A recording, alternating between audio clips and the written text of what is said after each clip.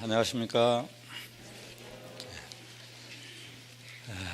이제 우리 푸켓 선교를 앞두고 있는데 인사를 태국식으로 한번 하겠습니다.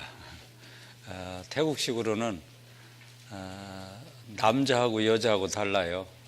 남자는 반드시 뒤에다가 캅 이렇게 하고 여자는 카 하면 됩니다. 그래서 안녕하십니까 하는 것이 사와디 캅 이렇게, 여자분은 사와디 카 이러면 됩니다. 예. 태국식으로 한번 인사 한번 하겠습니다. 예. 좌우 전후 계신 분들과 같이 한번 인사 나누시죠. 예. 사와디 카 사와디 카 예.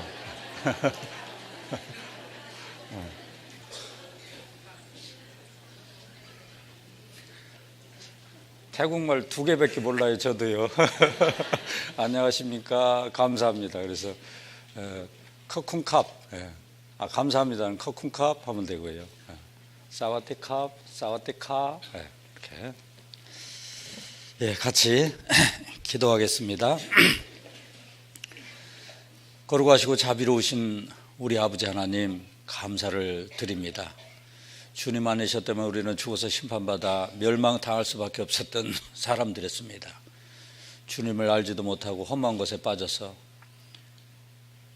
합당치 못한 삶을 살고 있었을 때에 우리를 먼저 사랑해 주시고 이 땅에 오셔서 우리를 대신해서 십자가에서 저주와 형벌을 친히 받아주시고 우리 마음속에 썩지 않고 변치 않고 쇠하지 아니하는 산 기업을 심어주시고 지금도 살아 계셔서 우리와 함께 하시며 우리를 도와주시는 우리 아버지 하나님 감사를 드립니다.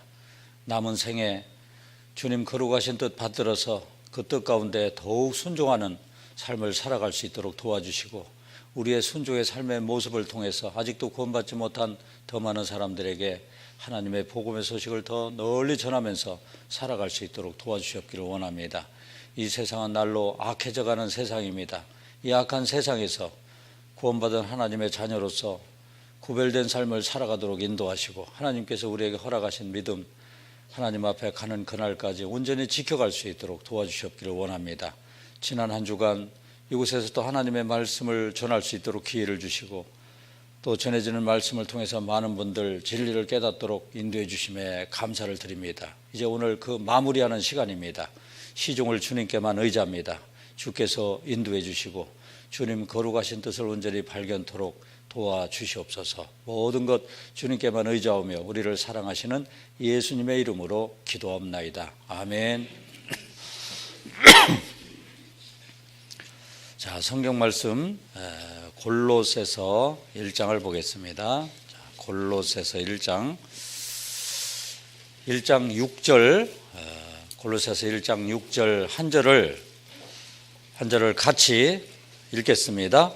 이 복음이 이미 너희에게 이르매 너희가 듣고 참으로 하나님의 은혜를 깨달은 날부터 너희 중에서 같이 또한 온 천에서도 열매를 맺어 자라는도다. 이 진리를 깨달으면은 진리 깨닫기가 세상에서 제일 쉽습니다. 하나님이 쉽게 해놓으셨어요. 쉬워야 천국을 가지 어려우면 어떻게 천국 가요? 그런데 이 천국 가는 데는 그 성경 말씀을 정확하게 가르쳐주는 사람만 제대로 만나면 천국 가는 건 간단한 겁니다. 자, 이거 한번 보시죠. 지금 우리가 읽은 이 말씀을 정리해 보면 이렇습니다.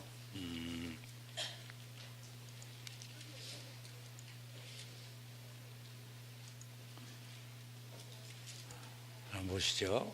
하나님께서 하나님을 알려주시려고 이스라엘 민족을 선택하셨습니다. 민족을 선택하셔가지고 그들에게 많은 이적을 보여주셨습니다. 그래서 이 세상에서 이적을 가장 많이 체험한 사람들이 이스라엘 민족들입니다. 이적이라는 수단을 통해서 하나님을 알려주셨어요. 제일 먼저 이스라엘 민족에게 알려주셨습니다. 그리고 하나님은 그들에게 말씀을 내려주셨습니다. 하나님 알려주시고 말씀을 내려주셨는데 이 말씀은 첫째는 구약이고 둘째는 신약입니다. 구약은 이 세상에 메시아를 보내주시겠다는 하나님의 약속이고 신약은 그 메시아가 오셔서 우리를 다 구원을 하셨다는 새로운 약속입니다. 그럼 하나님은 이게 언약인데요. 약속하시면 하나님은 지키셔요, 안 지키셔요? 지키시죠? 약속하시면. 그래서 구약 약속의 말씀대로 세상에 메시아를 보내주셨어요. 예수님을 보내주셨습니다. 예수님은 약속의 말씀대로 오셨습니다. 그런데 예수님은 세상에 왜 오셨죠? 왜 오셨죠? 우리 인간을 구원시키러 오셨어요. 예수라는 말은 구원자다 그런 뜻이에요. 구원자. 구원시키러 오셨습니다. 그 예수님은 인간을 구원시키러 오셔가지고 우리가 배웠죠. 십자가에 달리셔서 구원 다 하셨죠? 구원을 완벽하게 하셨습니다. 예수님이 하나님이시니까 하나님답게 완벽하게 하셨어요. 구원을 다 했어요. 그래서 예수님이 마지막 돌아가시면서 뭐라고 하셨어요? 다 이루었다. 우리는 그거 믿는 겁니다. 이 구원을 다 하셨다는 이 소식을 지금 전 세계에 말씀을 통해서 전파하고 있어요. 이 구원을 다 했다는 소식이 전파가 되고 있습니다. 이 구원을 다 했다는 소식을 뭐라고 얘기하냐면 복음이라고 그래요. 복음. 복복자 소리음자. 그래서 복소리, 복된 소식. 인간이 접할 수 있는 최고의 복된 소식이 바로 예수님이 내 죄값 완벽하게 다 치렀다. 치렀다는 그 소식입니다. 그래서 이 복음이 이미 너희에게 이름해 너희가 듣고 이 복음이 전해지니까 먼저는 들어야 돼요. 참으로 하나님의 은혜를 깨달은 날부터 너희 중에서 같이 또한 온 천에서 열매를 맺어 자라는도다. 이 복음을 깨달은 날이 있단 말이에요. 오늘이 며칠이에요? 오늘이 2019년 1월 20일입니다. 어제 이 사실을 깨달았다. 그럼 그 깨달은 날이 있단 말이에요. 어제 이 사실을 깨달았다. 그러면 1월 19일 날. 어제 못 깨달은 걸 오늘, 어제 미처 못 깨달은 거 오늘 확실하게 깨달았다. 그러면 1월 20일. 그래서 영혼이 그 깨달은 날, 그게 영혼 생일날입니다. 우리 육신 생일날이 있잖아요. 육신 생일날이 있는 것처럼 영혼이 거듭난 날, 영혼이 죄의 문제를 해결한 그날이 있단 말이에요. 그날이 영혼 생일날입니다. 그래서 찬송가에도 보면은 기쁜 날 기쁜 날 주 나의 죄 다 씻은 날, 주 나의 죄 어떡한 날? 다 씻어주신 그날. 이 복음을 먼저는 들어야 돼요. 듣고 참으로 하나님의 은혜를 깨달은 그날. 이 복음 깨닫는 거 굉장히 쉬워요. 에베소서 2장을 보겠습니다. 에베소 2장 보시면은 이런 말씀이 나와요. 2장 1절 봐요. 2장 1절 보시면은 너희의 허물과 죄로 죽었던 너희를 살리셨도다. 누가 살리셨어요? 예수님이 살리셨죠? 그 살아난 걸 한번 생각해 봐요. 11절 그러므로 생각하라. 너희는 그때에 육체로 이방인이요 손으로 육체에 행한 할례당이라 칭하는 자들에게 무할례당이라 칭함을 받는 자들이라. 그때 너희는 그리스도 밖에 있었고 이스라엘 나라 밖의 사람이라. 약속의 언약들에 대하여 외인이요 세상에서 소망이 없고 하나님도 없는 자이더니. 13절 같이 읽어요. 이제는 전에 멀리 있던 너희가 그리스도 예수 안에서 그리스도의 피로 가까워졌느니라. 뭘로 가까워졌다고요? 그리스도의 피로 가까워졌어요. 자, 이걸 그림으로 한번 표현해 보겠습니다. 보셔요. 하나님이 여기 계신데 나라는 사람이 여기 있습니다. 근데 나는 하나님 앞에 갈 수가 없었어요. 뭐 때문에 못 가요? 죄 때문에 못 가요. 근데 막 7개의 장벽으로 가로막혀 있었습니다. 너희들은 생각해 봐라. 7개 장벽. 그때 너희들은 이방인이고 그 다음에 무할례당이라 칭함을 받는 자들이고 그리스도 밖에 있었고 이스라엘 나라 나라 밖에 있었고 또 하나님도 없는 자고 약속의 언약들에 대해 의인이고 소망도 없는 자이더니, 이게 7개, 7이라는 숫자는 완벽한 숫자입니다. 그래서 완전한 숫자인데요, 이 죄 때문에 도저히 하나님 앞에 갈 수가 없었어요. 근데 이 죄는 인간 편에서 해결할 수 있어요, 없어요? 해결할 수 없어요. 율법의 행위로 그의 앞에 의롭다 하심을 얻을 육체가 없나니, 이 인간이 해결할 수가 없으니까 누가 오셨어요? 예수님이 오셨죠? 이 죄는 죄를 해결하는 걸 구원이라고 하는데, 죄는 100% 하나님만 해결해 줄 수 있는 겁니다. 그래서 예수님이 오셔가지고 십자가에 달리셔서 그리스도의 피로 가까워졌나이다. 나와 하나님 사이에 가로막혀 있는 이 죄의 담을 예수님이 뚫어주셨어요. 내 편에서는 뭐만 하면 돼요? 내 편에서는 믿기만 하면 돼요. 아, 그렇구나. 믿기만 하면 됩니다. 그런데 믿는 데는 무엇이 중요하냐면은, 믿는 거는 아무리 믿음이 좋아도 소용없어요. 믿음이 아무리 좋아도 뭘 믿느냐가 중요한 겁니다. 저는 저 어린 시절에 우리 옛날 고향 집 그 대문 바로 앞에 5m 앞에가, 대문하고 바로 떨어져 5m 앞에가 교회당이 있었어요. 어렸을 때 교회당 종소리 들으면서 컸습니다. 근데 거기 교회에 나오시는 전도사님이, 노인 전도사님이 있었는데요, 나는 그분이 세상에서 믿음이 제일 좋은 줄 알았어요. 한 4km 되는 지점에서 사시는데 이분은 항상 새벽 4시면은 호롱불 들고 오셔가지고 비가 오나 눈이 오나 바람이 부나 상관없어요. 항상 그 교회당 종을 그렇게 치셨어요. 그리고 새벽 기도를 그렇게 하셨습니다. 그래서 어렸을 때 새벽 종소리 들으면서 컸어요.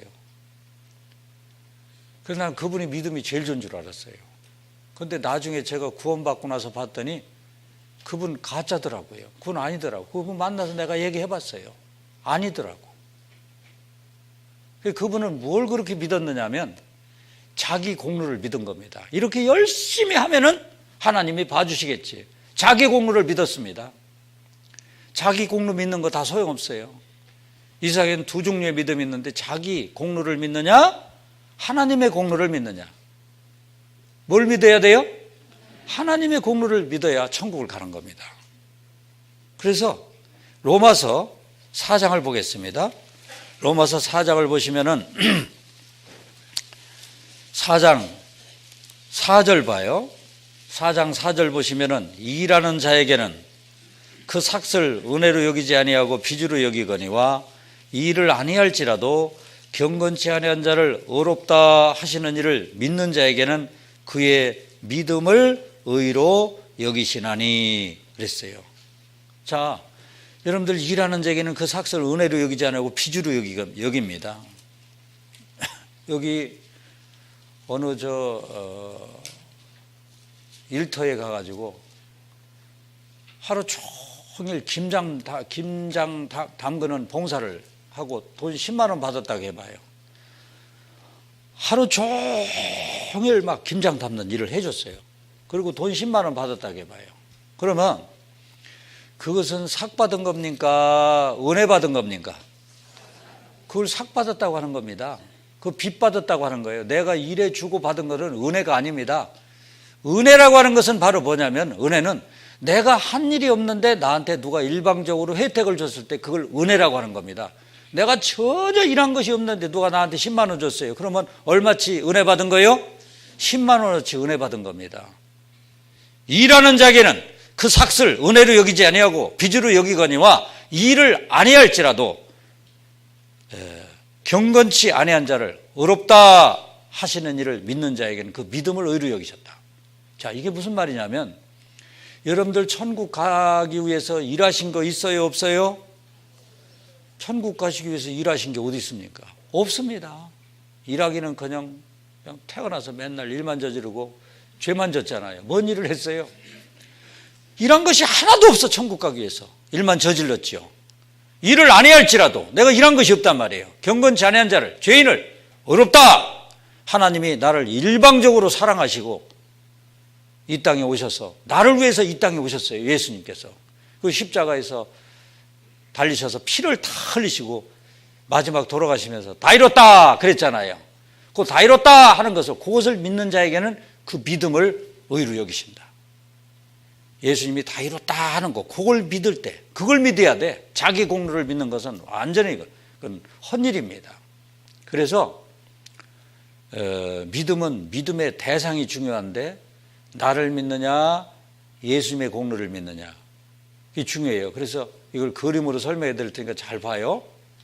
여기 몸무게가 한 40kg 나가는 홀쭉이가 있어요. 자기는 항상 가볍다고 생각합니다. 그런데 이 홀쭉이 저 건너편에 파라다이스라고 하는 아름다운 동네가 있는데, 이 동네를 가면은 자기가 원하는 거 다 얻어올 수 있어요. 참 좋은 동네입니다. 그런데 가고 싶어도 홀쭉이와 파라다이스 이 동네 사이에 큰 강이 끼어 있어요. 왼수 같은 강이 끼어 있습니다. 갈 수가 없어요. 그런데 어느 날 배도 없습니다.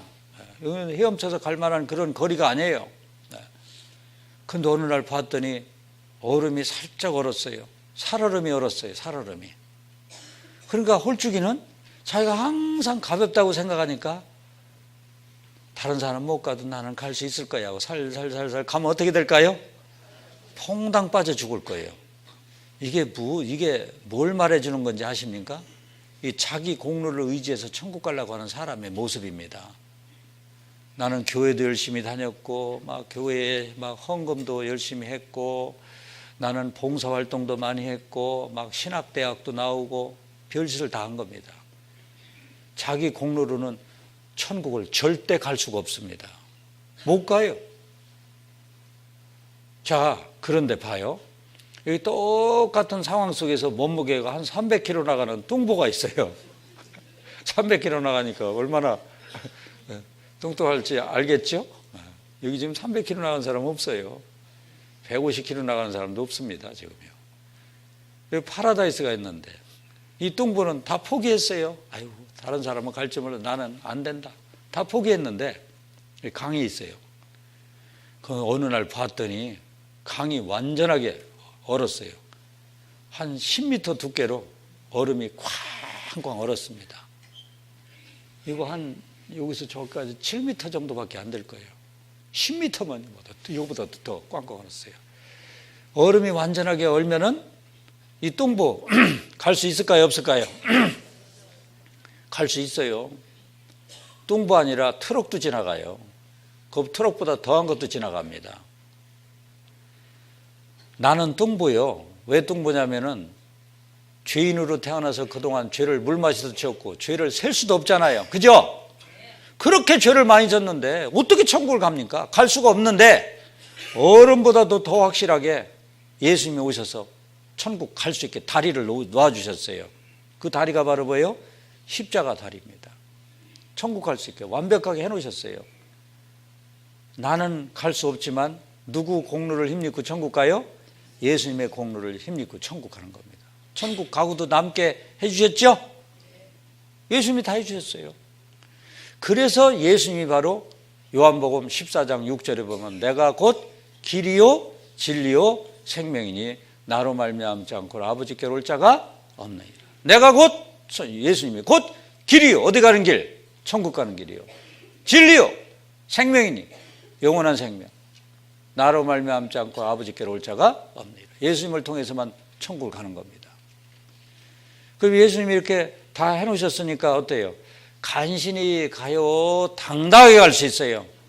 아, 예수님이 다 해주셨는데 왜 못 갑니까? 막 당당하게 가는 거지요. 에베소서 3장을 보겠습니다. 당당하게 갈 수 있다. 에베소서 3장 12절 봐요. 12절 우리가 그 안에서 그를 믿음으로 말미암아, 그가 누굴까요? 예수님이에요. 그를 믿음으로 말미암아 담대함과 하나님께 어떻게 나간다? 당당히 나감을 얻느니라. 하나님께 당당히 나갈 수 있도록 예수님이 해놓으셨어요. 그래서 찬송가를 부르는데 나는 공로 없도다 예수의 피밖에 없네 구주의 의를 힘입어 어여시 앞에 서리라. 누구의 의를 힘입어서요? 구세주의 의를 힘입어서 어여시 당당하게 그 앞에 서는 겁니다. 그러니까 예수님이 참 좋으신 분이에요. 예수님이 세상에서 제일 좋으신 분이에요. 나를 천국 가게 해주셨잖아요. 이렇게 천국 가게 된 사람은 이제 거듭난 사람입니다. 새 사람이 됐어요. 고린도후서 5장을 보겠습니다. 새 사람이 됐습니다. 고린도후서 5장 17절 봐요. 5장 17절. 그런즉 누구든지, 세상에 예외가 없습니다. 누구든지 그리스도 안에 있으면 새로운 피조물이라. 이전 것은 지나갔으니 보라 새 것이 되었도다. 우리 구원받은 사람은 새 것이 됐어요. 옛날에 죄인이었는데 이제 의인으로 거듭났습니다. 새 것이 됐습니다. 새 사람이 됐어요. 자, 여기 한번 보실까요? 새 사람. 제가 이 그림을 여러 차례 보여드렸는데 인류 역사는 BC와 AD로 나누는데 예수님이 오신 것을 기준으로 해서 예수 전, 예수 후 이렇게 나눕니다. 그런데 인류 역사만 이렇게 나뉘는 게 아니라 내 일생도 이렇게 나눌 수 있어요. 이 그림이 바뀌는데 잘 봐요. 위로 올라갔죠? 해봐요. 그림 바뀌었죠? 위로 올라갔고 여기 뭐가 있어요? 출생, 그 다음에 사망. 나의 일생이 있어요. 나의 일생. 여러분들 사람 일생이 이렇게 전개가 되다가 죽으면은 이제 심판받아 가는데요. 심판받아 이제 천국 아니면 지옥으로 가는데 나의 일생 가운데 예수님이 내 마음속에 오신 그 시점을 기준으로 해서 예수 전의 시간, 예수 이후의 시간 이렇게 나눌 수 있는 겁니다. 예수님이 내 마음속에 오시기 전에는 바보 같은 삶을 사는 겁니다. 어둠 속에서 살아요. 여러분들 어둠 속에서 그림 그리면 그림이 그려질까요? 안 그려질까요? 실컷 그려봐요. 그러면 뭘 그렸는데 나중에 불 켜보면 이상한 거 그려놨을 거예요. 예수님이 내 마음속에 오기 전에는 바보 같아요. 아무것도 몰라. 하나님이 계신 것도 몰라요. 천국 지옥 있는 것도 몰라요. 영혼이 있는 것도 몰라요. 내가 지금 죽으면 천국 갈지 지옥 갈지 그것도 몰라요. 어둠 속에 살아요. 이 땅에다가 소망을 두고 살아요. 썩어질 것. 어디 뭐 돈 벌 거 없나. 맨 이상 것만 그 소망을 세상 것에 소망을 두고 삽니다. 마귀 사단하고 짝짝꿍하고 살아요. 죄 짓는 거는 마귀하고 그 합작을 해서 죄를 짓는 겁니다. 그리고 자기가 왕입니다. 자기가 왕 노릇을 하는 거예요. 내일 일도 모르는 자기를 믿고 살아봐요. 이거 얼마나 어리석습니까? 운전도 못하는 사람 차 타고 가면은 얼마나 불안해요. 운전도 못하는 사람 어디로 처박힐지 모르잖아요. 그런데 예수님이 내 마음속에 다 오시고 난 이후에 나는 이제 새로운 사람이 됐는데 이전 것은 지나갔으니 보라 새 사람이 되었다. 새 사람입니다. 빛 가운데 삽니다. 굉장히 똑똑해져요. 학교 안 다녀도 상관없어요. 굉장히 똑똑해져요. 하나님이 계신 것도 압니다. 천국 있는 것도 알고 지옥 있는 것도 알고 영혼 있는 것도 알고 내가 죽으면은 천국 갈지 지옥 갈지 알아요. 구원받은 사람은 천국 가잖아요. 나만 아는 게 아니라 내 가족들도 보면 알아요. 구원 못 받으면 아이고 돌아가시면 죽으면 지옥 가는데 다른 사람도 지옥 갈지 천국 갈지 그것까지 다 압니다. 얼마나 똑똑해요. 그리고 이 땅에 소망을 두고 사는 사람이 하늘에 소망을 두고 삽니다. 썩지 않을 것. 그리고 마귀하고 짝짝꿍하고 살던 사람이 예수님하고 동행하고 살아요. 예수님 가시는 곳에 나도 가고 예수님 머무시는 곳에 나도 머물고 그리고 나 중심으로 살던 사람이 말씀 중심으로 삽니다. 주의 말씀은 내 발의 등이요 내 길의 빛이니이다. 여러분들 어두운 길을 가는데 이렇게 프레쉬를 비추고 가면 안전하게 갈 수 있죠? 하나님 말씀으로 빛을 쫙. 이 말씀은 내비게이션이에요. 길 모르는데 가서 찾아가려면 어디가 어딘지 알지도 못하고 어떻게 찾아갑니까? 내비게이션이에요. 좌로 가세요, 우로 가세요 해가지고 쫙 가면은 다 목적지까지 왔습니다. 이렇게 보면 왔잖아요. 자, 그래서 이 BC에 예수님이 내 마음속에 오시기 전에 삶이 애벌레의 삶이라면 이 AD의 삶은 나비의 삶입니다. 여러분들 애벌레가 나비가 되면은 나비가 애벌레 부러워할까요? 애벌레는 풀이나 갉아먹고 있잖아요. 나비가 되면은 풀 쳐다봐요, 안 쳐다봐요? 풀 안 쳐다봐요. 꽃만 보고 이꽃에서 저꽃으로, 저꽃에서 이꽃으로 날아다니면서 꿀 빼먹고 삽니다. 나비가 돼보십시오. 애벌레 부러운가? 애벌레 살 통통 쪘어도요 하나도 안 부러워요. 저는 저 삼성그룹 회장 자리하고 나하고 바꾸자 그러는데 나 절대 안 바꿉니다. 그 양반도 안 바꾼다고 할 거예요. 모르니까 그런 거예요. 그 삼성그룹 회장 자리에 앉아봐야 그거 몇 년짜리요? 나는 이제 영원히 영생. 원래 사람은 영원히 살아요. 원래 영원히 사는 겁니다. 영원히 사는데 어디가 영원히 사느냐가 중요한 거예요. 구원받지 못한 사람 어디가 영원히 살아요? 지옥에 가서 영원히 살아요. 구원받은 사람 어디 가서요? 천국 가서 영원히 살고요. 나는 이제 죄를 벗은 사람은 천국에서 영원히 산단 말이에요. 감옥에 있는 사람도 죄 해결하면 감옥에서 나와버리잖아요. 그렇잖아요? 천국 가서 그 아름다운 곳에 가서 기쁨과 환희가 있는 곳에서 영원히 사는데 내가 누구하고 내 자리를 바꿉니까? 세상에 부러운 사람이 싹 사라졌어요. 이제 새 사람이 됐습니다. 그러면 새 사람이 됐으면은 새 사람답게 살아가야 될 문제가 남아 있겠죠? 예수님이 왜 이렇게 이 세상에 오셔서 피 흘려서 죄를 갚아줬느냐? 예, 이제 사람답게 살으라고 갚아주신 겁니다. 거기 한번 보시죠. 고린도후서 5장 14절 봐요. 왜 갚아주셨는가? 5장 14절 보시면은 그리스도의 사랑이 우리를 강권하시는도다. 우리가 생각한데 잘 생각해 보세요. 한 사람이 모든 사람을 대신하여 죽었은즉 그 한 사람이 누굴까요? 예수님이십니다. 예수님이 모든 사람 속에 나도 들어가죠. 나를 대신하여 죽었은즉 모든 사람이 죽은 것이라. 예, 죄에 대해서 죽었습니다. 저가 모든 사람을 대신하여 죽으시면 산자들로 하여금 다시는 저희 자신을 위하여 살지 않고 오직 저희를 대신하여 죽었다가 다시 사신 자를 위하여 살게 하려 함이니라. 자, 저를 보시죠. 예수님이 왜 돌아가셨느냐면은 이제는 내 멋대로 살지 않고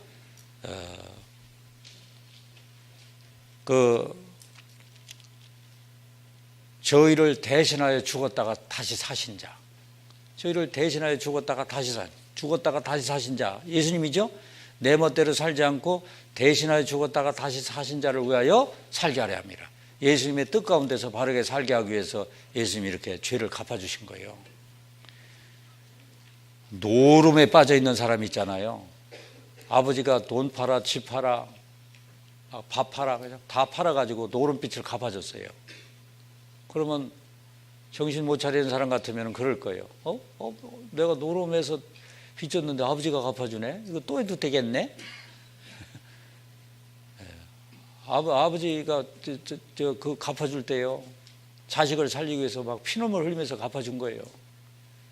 근데 아버지의 사랑을 알았으면은 어떻게 해야 되겠어요? 노름빚 갚아주자마자 그냥 감사한 마음을 가지고 더 이상 이제 노름하면 되겠어요? 안 되겠어요? 쳐다도 안 보고 뭐 가서 노동판에 가든지 가서 열심히 일하면서요,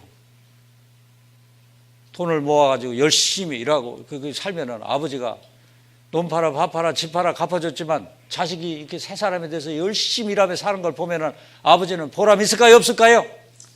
보람 있죠. 잘했다. 그까지 그 돈 있으면 뭐 할 거냐? 그까지 그 밭 있으면 뭐 할 거냐? 그까지 그 집 있으면 뭐 할 거냐? 자식 하나 살렸는데요. 자식이 열심히 살아가는 거 보면은 보람 있을 겁니다. 왜 예수님이 이렇게 피를 흘려주셨느냐? 이제는 내 뜻대로 살지 말고 저희를 대신하여 죽었다가 다시 사신 자를 위하여 살게 하려 합니다. 그래서 예수님이 이 죄를 갚아주신 거예요. 나라는 사람 신분이 바뀌었습니다. 신분. 봐요. 어떻게 바뀌었는가 잘 보세요. 기가 막힙니다. 하나님이 계시고 내가 있어요. 원래 하나님은 심판자였고 나는 죄인이었습니다. 나는 죄인이었어요. 이대로 그냥 내버려두면 어디 가요? 100% 지옥입니다. 죽으면 안 되니까 예수님이 오셔서 십자가에서, 이게 빨간 게 피요, 십자가에서 피를 흘렸습니다. 피를 다 흘려주셨어요. 이 사실을 다 받아들인 그 순간 나의 신분이 바뀌었어요. 심판자인 하나님은 아버지가 됐고, 죄인인 나는 뭐가 됐어요? 아들이 됐어요. 의인이 됐습니다. 신분이 바뀌었어요. 죄인에서 의인으로. 그러면 한 번 이렇게 아들이 되면은 언제까지 아들일까요? 영원히 아들이에요. 그리고 영원한 속죄입니다. 아들이 아버지 말을 잘 들으면, 순종을 하면은 아버지가 아주 좋아하실 거예요. 그래 칭찬을 해주시고, 그리고 막 상을 내려주십니다. 그런데 봐요, 아들이 된 이후에 아버지 말씀에 불순종하면은 이거 아들입니까? 아들 아닙니까? 예? 불순종해도 아들입니다. 여러분들 그러면 집에서 아들이 말 안 들으면 너 아들 하지 말자 이렇게 합니까? 말 안 들어도 아들입니다. 불순종해도 아들이에요. 이 아들이라는 이 신분 있잖아요. 지위, 포지션이라는 이 지위, 신분은 절대 변함이 없어요. 이제 구원받은 사람은 이제 하나님의 아들이 됐습니다. 그런데 아들이 불순종하잖아요. 그러면 아버지하고 교제가 안 돼. 이 컨디션이라는 아들 상태 있잖아요. 아들 상태는 좋은 상태가 유지될 수도 있고 나쁜 상태로 돌아갈 수도 있어요. 순종하면은 good condition, 좋은 상태로 이렇게 교제가 잘 돼요. 불순종하면은 bad condition 해갖고 이게 아버지랑 서먹서먹한 이런 상태가 될 수 있습니다. 안 상태지요, 그게요. 그런데 진짜 아들이라면, 그 아버지의 사랑을 받은 아들이라면 어떤 상태를 유지해야 되겠어요? 좋은 상태, 나쁜 상태, 어떤 상태를 유지해야 되겠어요? 좋은 상태를 유지해야 돼요. 굿 컨디션 상태를 유지해야 됩니다. 이 굿 컨디션 상태를 유지하는 것이 이게 신앙생활의 비결입니다. 진짜 구원받았다면 신앙생활을 하는 것 같이 정말 해야 돼요. 그래서 신앙생활하는 게 진짜 이거보다 더 좋은 게 없더라고. 저도 구원받기 전에 별거 다 해봤어요. 고스톱도 쳐보고, 보울링도 쳐보고, 당구도 쳐보고, 막 별짓을 다 해봤어요. 그런데 신앙생활을 하다 보니까 그거 다 시시해서 못 하겠더라고. 시시해서요. 신앙생활보다 더 좋은 것이 없더라고요, 보니까. 자, 여러분들 봐요. 예수님이 왜 죄를 갚아줬는가? 이거 하나 잘 생각해보면 진짜 놀랍습니다. 앞으로 살아가면서 죄를 혹시 짓는다 해도 천국 가는데 지장이 있어요, 없어요? 죄를 짓는다 해도 지장 없습니다. 왜? 영원한 속죄 다 갚아요. 앞으로 질 죄도 다 갚아졌잖아요. 앞으로 무슨 죄를 짓는다 해도 그거 예수님이 십자가에서 달리실 때 그거 죄 갚았어요, 안 갚았어요? 다 갚았습니다. 어떤 죄를 져도 천국 가는데 지장 없습니다. 그러면 이제 막 죄 져도 되겠네요? 그럴 수 없느니라. 그럴 수 없어요. 막 죄 져도 된다고 생각하는 사람은 그 완전히 구원 못 받은 사람이에요. 어떤 사람은 그런 사람도 있어요. 구원받고 나서 나는 죄 안 짓는다. 그 거짓말이에요. 이 속에 죄성이라는 건 남아 있습니다. 하나님이 그냥 덮어줬지요. 죄성이라는 게 남아 있어요. 나는 죄 안 짓는다 그런 사람은 실험을 해보면 돼요. 죄 안 짓는 사람, 나 죄 하나도 안 짓는다고 한 사람이 나와봐요. 예? 갑자기 이리 와보세요. 그러고 왔는데 왜 오라고 하지? 왔는데 제가 갑자기 뺨을 한 대 딱 때려봐요. 그럼 성질 나요, 안 나요? 왜 때려? 왜 하잖아요. 그 성질 나는 것도 그것도 죄인데 그것도? 그리고 죄 안 짓는다고요? 그 거짓말이죠. 죄성은 남아있단 말이에요. 죄를 안 짓는다는 건 거짓말이고, 구원 진짜 받은 사람은 죄를 극복할 수 있어요. 이길 수 있습니다. 죄를 이기며 살아가라고 죄를 갚아주신 거예요. 그거 신비하대요.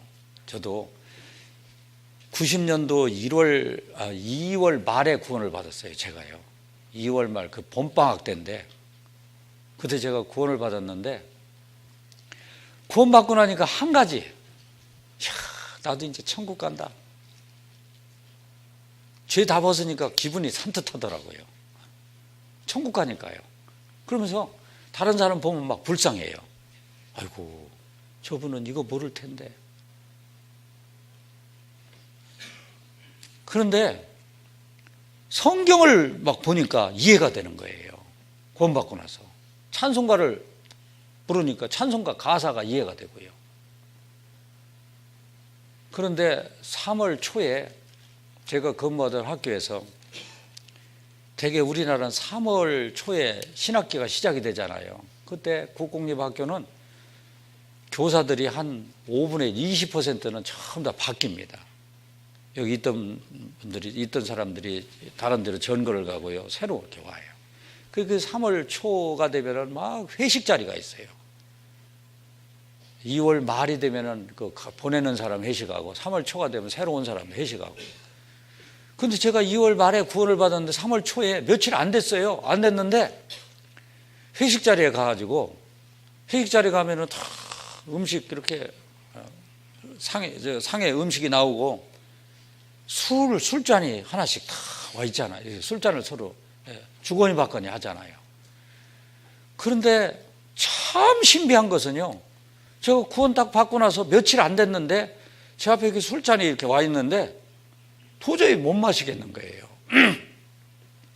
그 구원받기 전에는 술을 이렇게 나오면 제가 홀짝홀짝 잘 마셨어요. 그런데 구원받고 나서 이렇게 보니까 그 술잔에 예수님의 피가 막 어른어른 하는 거예요. 그러면서 이거 예수님이 이거 마시면 싫어하시겠지? 그런 생각이 들어서요, 도저히 못 마시겠는. 그래서 술잔을 이렇게 엎어놨어요. 이렇게 제가요 엎어놓고 간신히 그 자리를 모면했습니다. 그런데 또 회식이 끝나더니 또 2차를 가더라고. 그때요. 되게 그랬어요. 그리고 그 스탠드바로 갔습니다.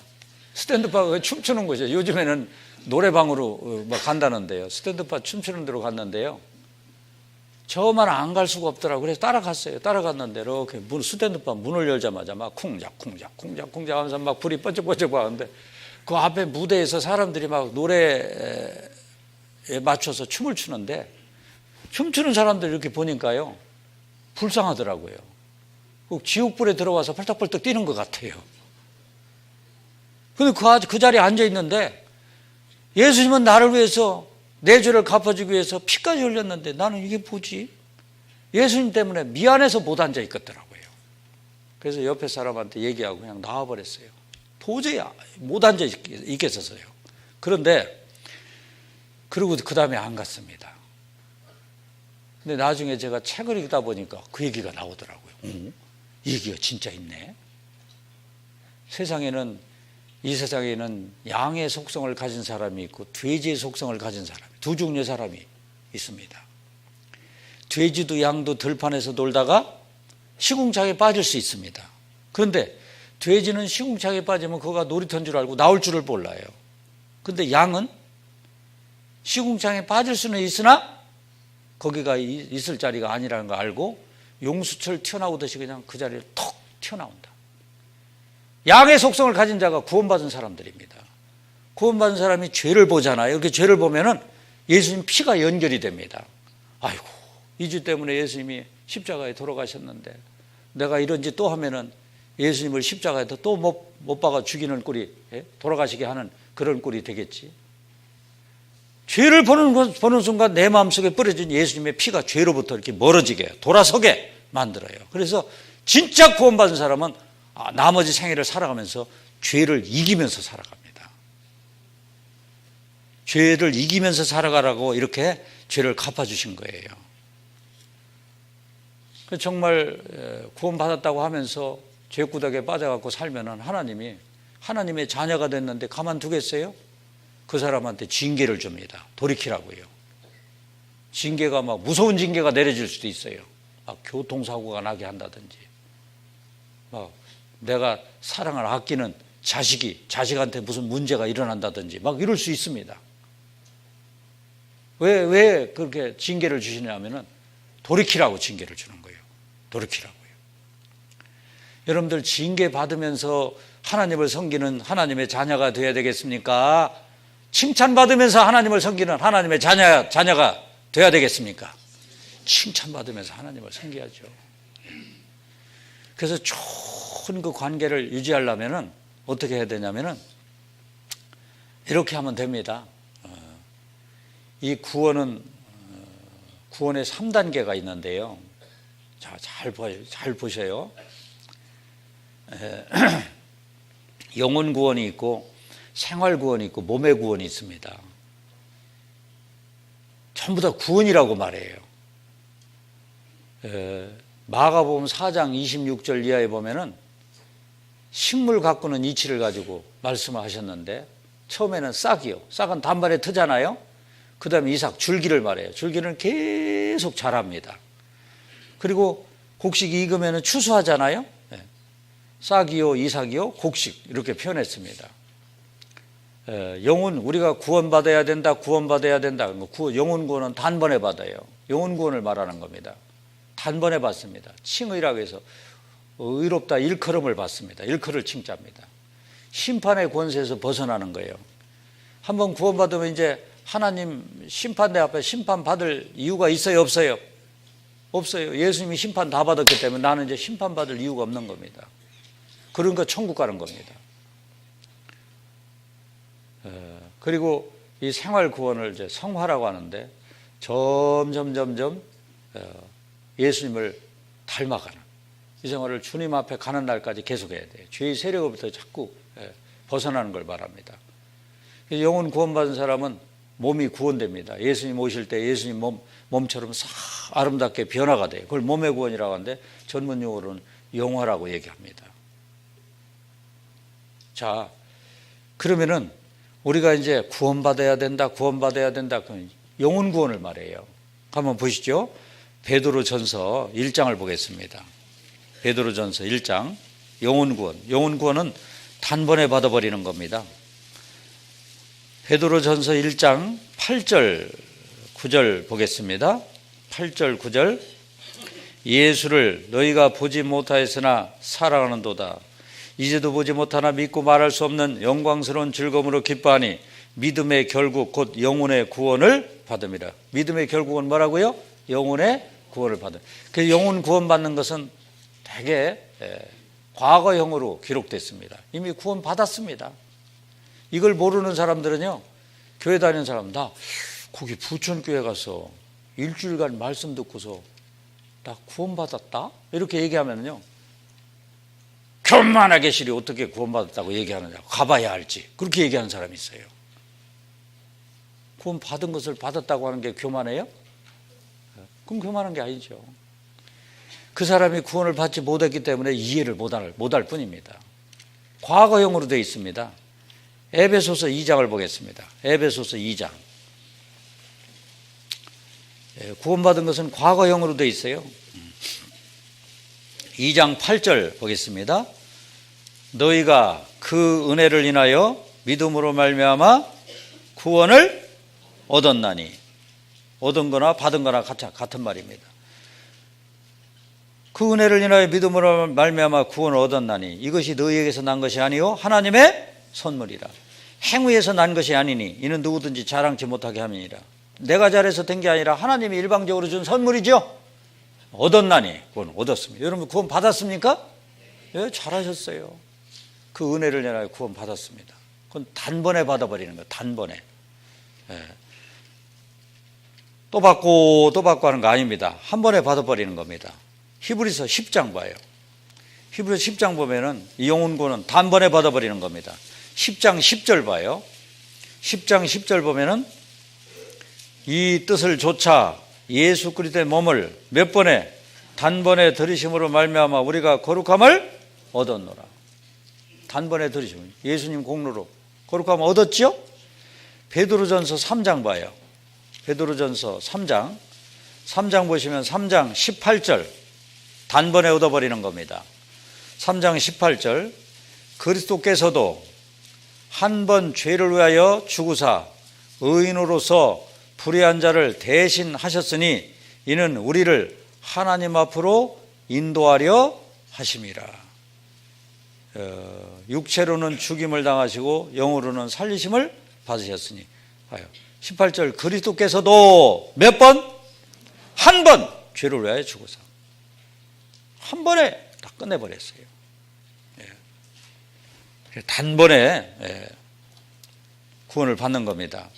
자, 그런데 이 세상에 살아있는 모든 것을 보면은 전부 다 성장이라는 걸 하잖아요. 성장. 여기 한번 보시죠. 여기 보시면은 그 성화라고 할까 있잖아요. 성화. 성화라는 게 뭐냐면요.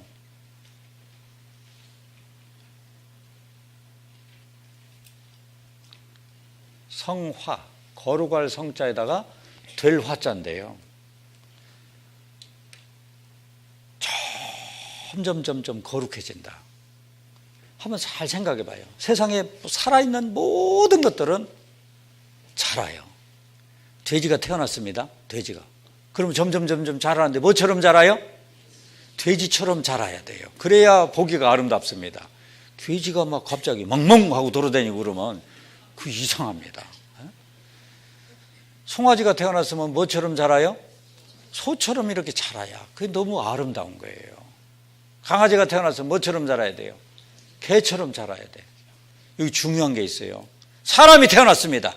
그럼 뭐처럼 자라야 돼요? 사람처럼. 그걸 보고 뭐라면 인간답게 살아간다. 인간답게 성장을 해야 그게 아름다운 겁니다. 사람이 갑자기 막 다른 사람 보면 막 맨날 물어 뜯고 개처럼 막 해봐요. 그럼 안 되잖아요. 사람처럼 자라야 너무너무 아름다운 거예요. 그런데 우리 구원받은 사람은 누구의 자녀가 됐어요? 하나님의 자녀가 됐어요. 그러니까 하나님의 자녀가 됐으니까 뭐처럼 자라야 되겠어요? 하나님처럼 자라야 돼. 하나님은 거룩하신 분입니다. 점점 거룩하게 돼야 돼요. 나무도 사과나무 심으면 사과나무처럼 자라잖아요. 살아있는 모든 것은 자랍니다. 그래서 신앙 성장이 이루어져야 되는데 이렇게 성화가 되려면 그냥은 안 돼요. 나무를 심어놓고 잘 자라려면 계속 거름줘야 되잖아요. 그죠? 그리고 동물도 태어나면은 어미 젖을 먹어야 되잖아요. 그래서 이 성화가 되려면은 4가지를 잘해야 돼. 4가지. 어떤 생활을 해야 되냐면 첫째요. 말씀 생활을 잘해야 되고요. 말씀 생활을 잘해야 되고요. 그 다음에 기도 생활을 잘해야 되고요. 그 다음에 교제 생활을 잘해야 되고요. 그 다음에 전도 생활을 잘해야 돼요. 그래서 주님 앞에 가는 날까지 말씀, 기도, 교제, 전도, 말씀, 기도, 교제, 전도 끊임없이 계속 반복하면은요 그 사람이 점점 예수님처럼 바뀌어갑니다. 목표가 예수님처럼 가야 돼요. 목표 예수님. 나라는 사람 원래 이게 내 생각으로 가득 찼잖아요. 근데 이제 구원 받자마자 싹이 텄습니다. 예수님의 싹이 터가지고 이제 원래는 내 생각으로 가득 찼어요. 내 생각. 근데 여기 이제 예수님의 싹이 텄습니다. 신앙생활을 점점 하면 할수록 잘하면은 점점 내 마음속에 예수님 생각이 이렇게 커져요. 내 생각은 자꾸 줄고요. 점점. 그래서 이 목표가 내가 누구처럼 바뀔 때까지 목표를 두고 예수님처럼 바뀔 때까지 목표를 두고서 계속 신앙생활을 해야 되는 겁니다. 그 첫째 말씀 생활을 해야 되는데요. 말씀 생활은 어떻게 해야 되느냐? 이거 봐요. 베드로전서 2장을 보겠습니다. 베드로전서 2장을 보시면은 2장 2절 보세요. 2절 보시면은 갓난 아이들같이 순전하고 신령한 젖을 사모하라. 이는 이로 말미암아 너희로 구원에 이르도록 자라게 하려 함이라. 너희가 주의 인자하심을 맛보았으면 그리하라. 신앙이 점점 이렇게 자라려면은 갓난 아이들처럼 순전하고 신령한 젖을 사모하라. 자, 여러분들 보세요. 갓난 아기 예를 하나님이 말씀을 하셨는데 갓난아기가 태어났습니다. 갓난아기가 아 하고 태어났어요. 그럼 태어나자 조금 있다가 아기가 꾸물꾸물 뭘 막 찾잖아요. 뭘 찾아요? 젖을 찾아요. 처음에는 젖꼭지 물줄도 몰라. 그래 어떻게 하다가 젖꼭지를 이렇게 물리면은 애가 막 숨을 몰아쉬면서 막 젖을 먹어요. 그래서 막 젖을 먹잖아요. 그럼 아기가 막 신나게 젖을 빨아먹으면 엄마 신나죠? 예? 엄마가 얼마나 신나겠어요. 아기가 태어났는데 아기가 젖을 안 먹어봐. 젖꼭지 물리는데 안 먹어봐. 그러면 엄마 애간장 다 녹일 거예요. 팍 젖을 먹습니다. 그러면 애가 젖 먹고 나면 배가 볼록해져요. 배가 볼록해지면 그 다음에 어떻게 해요? 자요. 젖꼭지 이렇게 놓기가 무섭게 이렇게 놓자마자 잠을 자요. 그 눈 떴어요. 눈 뜨면 그 다음에 애는 뭔 생각할까요? 이 애기 머릿속에요. 젖 생각으로 100% 그득 차 있습니다. 애기는 젖 생각밖에 안 해요. 근데 애기가 막 갑자기 턱을 고이더니 아이고 이놈의 세상 어떻게 살고 그래 애기가 늙어버릴 거예요. 지레. 애기는 그런 생각하는 게 아닙니다. 애기는 뭔 생각만 해요? 젖 생각. 엄마가 물려주면 또 먹고 또 먹고. 젖도 3번만 먹어요. 하루 여러 차례 먹어요. 먹고 또 먹고 먹고 또 먹고 먹고 또 먹고. 그런데 너무너무 신비한 게 있어요. 이 엄마 젖이 분다는 거 이게 놀라운 거예요. 엄마가 뭐 그냥 그 엄마 아기가 아기 출산 안 된 여자분들은 이 젖이 불 수가 없잖아요. 아무리 우유 먹어도 젖이 안 불어. 그런데 아기를 낳을 때쯤 되면 젖이 퉁퉁 분단 말이에요. 그리고 그 아기가 아주 초유에는 거기에 아기 면역 성분이 다 들어 있고요. 아기가 한 달쯤 되면은 엄마 젖이고 한 달 된 아기한테 맞는 그 성분이 다 또 나와요. 그래서 젖을 완전 식품이라고 합니다. 그리고 그렇게 먹다가 한 1년쯤 되면 이제 먹어봐야 이 영양분이 없어요. 그러니까 어떻게 해요? 1년쯤 지나면은 이유식을 먹이잖아요. 젖을 떼버리잖아요. 먹여봐야 소용도 없어. 그거 참 신비하지 않습니까? 하나님이 그렇게 해놓으신 거예요. 그리고 동물을 그 아기 그 입하고 아기 그 엄마 젖꼭지하고 기가 막히게 설계를 해놓으셨어요. 예? 동물들도 보면은 막 젖꼭지 소는 젖꼭지가 굉장히 커요. 막 소 젖꼭지처럼 사람이 그러면은 못 먹을 거예요, 이거요.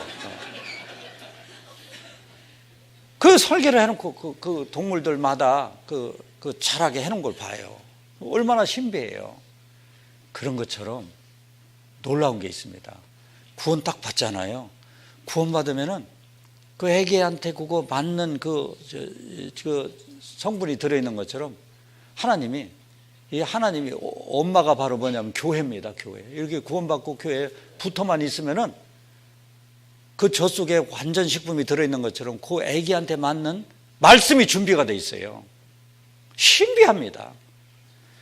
그래서 갓난아기가 또 젖 생각하고 또 젖 먹고 또 젖 먹고 하는 것처럼 우리 구원받자마자 말씀을 그렇게 아기가 사모하는 것처럼 구원받자마자 다른 생각하지 말고 온통 머릿속에 무슨 생각만 하고 말씀 생각만 하고 말씀을 또 먹고 또 먹고 또 먹고 또 먹고 계속 해봐라.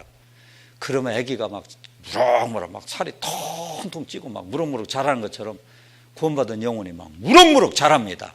왜 자랄까요? 신비합니다. 이 말씀 속에 이거 완전 식품입니다. 이 말씀 속에는 하나님의 사랑이 숨어 있어요. 이 말씀은 하나님으로부터 우리에게 흐르는 피의 강줄기가 흐르고 있습니다. 이 말씀은 전부 피의 이야기입니다. 피는 사랑을 말해요. 구원 받았지만 사랑은 높이도 있고 깊이도 있고 넓이도 있고 길이가 있습니다. 그 사랑을 점점 깨닫는 거예요. 그래서 이 성경이 구원받자마자 이게 연애 편지입니다. 러브레터예요. 여러분들 옛날 연애 해보셨죠? 연애 편지 오면 한 번 읽고 말아요. 숨겨놨다가 또 읽고 또 읽고 해요. 숨겨놨다가 또 읽고 또 읽고 막. 어떤 사람은 연애 편지가 너무 좋아가지고요. 막 가슴에 품고 자는 사람도 있고요. 연애 편지 그냥 토시 하나도 빼놓지 않고 다 외우는 사람도 있더라고. 제가 저 남원에 갔더니 어떤 할아버지가요. 옛날 자기 부인하고 이렇게 연애를 그렇게 했다는데 연애 편지 제1, 연애 편지 제2 그 집에 갔더니 연애 편지를 막 다 암송을 해. 예. 그분이 머리가 좋아서 그런 게 아니에요. 얼마나 연애를 이렇게 마음이 폭 빠져갖고 했는지. 여러분들 사랑하는 사람이 편지 쓰잖아요. 예? 예. 예. 그동안 평안히 잘 있었는겨. 예. 그 철자법이 틀려도요 상관없어. 그 편지요 읽으면은 가슴이 막 뭉클뭉클하고요 감동을 줍니다. 구원받았다는 건 하나님의 사랑을 깨달은 사람이에요. 하나님의 사랑을 깨달은 사람이 연애 편지입니다. 그래서 한 번 읽고 마는 게 아닙니다. 그래서 가죽 종이로 되어 있는 거예요. 평생에 자기 옆에 두고 읽어서 그 하나님 여호와 경외하기를 배우며 이 율법의 모든 말과 이 규례를 지켜 행할 것이라. 그리하면 그 마음이 형제 위에 교만하지 아니하고 이 명령에서 떠나 좌우나 우르나 치우치지 아니하리니 이스라엘 중에서 그와 그 자손의 왕후에 있는 날이 장구하리라. 평생에 자기 옆에 두고서 읽고 또 읽고 읽고 또 읽고 막 계속 하는 겁니다. 그래서 말씀 생활은 이게 너무너무 신비한데요. 사랑을 깨달은 사람이 이게 뭔 말인지 알아요. 그리고 이게 신비한 것이 예수님이 내 죄값 다 치렀다는 거 딱 믿어지잖아요. 그 믿어진 사람은 자기가 알지 못하는 사이에 내 마음속에 성령께서 오셨습니다. 그래서 그게 믿어지는 거예요. 성령께서 오신 거 눈에 보이지 않아도 그게 믿어진 사람은 벌써 성령께서 오셨어요. 그런데 이거 성령께서 안 오신 분은 재미도 없습니다. 읽어봐야 재미가 없어요. 사랑을 못 깨달은 사람. 여러분들 누구 나 관심도 없는, 내가 여자라고 해봐요. 관심도 없는 남자 있어요. 그 남자가 막 글 잘 써. 아주 글쟁이 아주. 당신을 막 당신밖에는 하루 종일 당신만 생각하고 있다고 하고 막 글을 기가 막히게 써봐요. 근데 어때요? 오히려 징그러워요. 그거요. 관심도 없는데 뭔 사랑을 해요. 예? 예. 쳐다보기도 싫은 겁니다. 그래서 구원을 받지 못한 사람은 성경책이 재미도 없는 거예요. 하나님의 사랑을 모르는데 뭔 재미가 있습니까? 그런 거 무슨 말인지도 모르고. 성령께서 오셔가지고 그 성령께서 성경을 알게 해주셔. 그래서 구원 받자마자 성경을 읽으면요 뭔 말인지 압니다. 그래서 성경을 읽을 때는 구약 처음서부터 차곡차곡 읽어나가지 마시고 먼저 신약부터 읽어나가요. 말씀 생활을 잘해야 되는데 신약부터. 마태, 마가, 누가, 요한, 사도행전, 로마서, 고린전서, 고린도서 쭉 나가는데 마태복음부터 먼저 읽으면 무슨 말인지 몰라요. 어려워. 그래서 처음에는 마태, 마가, 누가를 건너뛰어 버려요. 그리고 요한복음부터 읽으면 재밌습니다. 요한복음은 예수님을 장별로 예수님을 요약해서 말씀해놨어요. 다른 거 몰라도 예수님 알잖아요. 요한복음 1장은 빛으로 오신 예수님, 2장은 기쁨을 주러 오신 예수님, 3장은 거듭나게 해주시는 예수님, 4장은 행복을 주러 오신 예수님, 5장은 안식을 주러 오신 예수님, 6장은 생명의 떡으로 오신 예수님. 예수님에 대해서 기록을 해놨어요. 아는 거 있으면 이렇게 색연필을 줄치고요. 모르는 거 있으면 그냥 막 넘어가요. 그냥 막 넘어가. 처음서부터 막 콩콩 따지면서 그거 보면은 진도가 안 나가. 진도를 막 나가면 그걸 통독이라고 하면 통독이 좋습니다. 아는 거 있으면 줄치고 모르는 거 있으면 그냥 넘어가고요. 신비합니다. 이게 뭔 말인지 알아요. 재미있습니다. 막 스트레스가 풀려요. 뭔 말인지 알으니까요.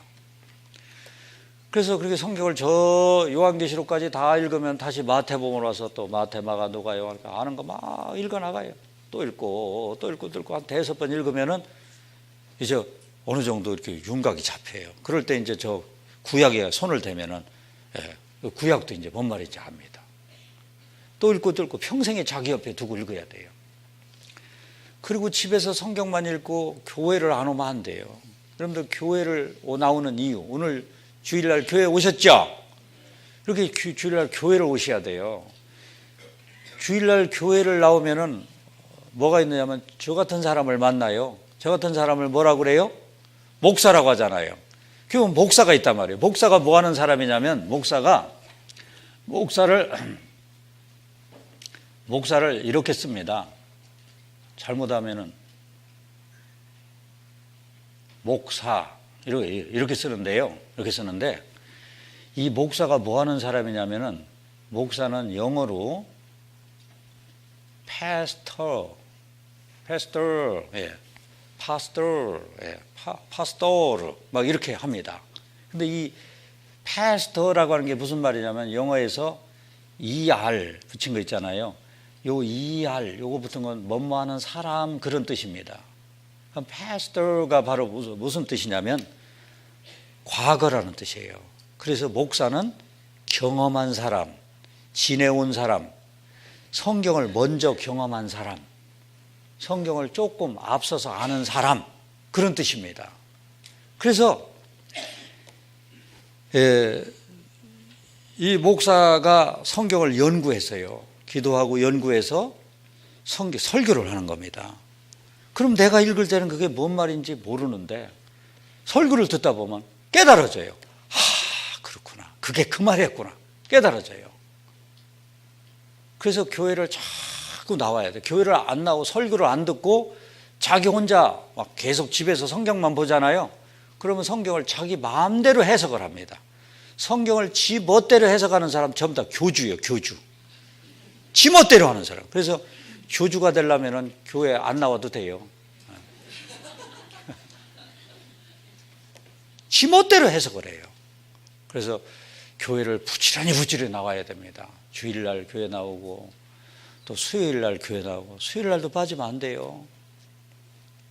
어떤 분은 점심은 꼬박꼬박 드시는데 수요일날은 오지도 않아요. 나오지도 않아요. 수요일날 교회 안 나오시려면 점심 식사 하지 마요. 여러분들 식사도 몇 번 합니까? 하루에 몇 번 해요? 아침, 그 다음에 점심, 저녁 이렇게 식사하잖아요. 일주일을 놓고서요. 주일날 나오고 이거 수요일날은 점심 식사 하듯이 수요일날 나와서 또 말씀을 듣고 또 듣고 또 듣고 자꾸. 그래서 마치 이게 콩나물 시루 이치하고 똑같아요. 콩나물 시루에다가 콩나물을 앉혀놓고서 계속 물을 주면 어떻게 돼요? 여러분들 설교 들으면 다 이해합니까?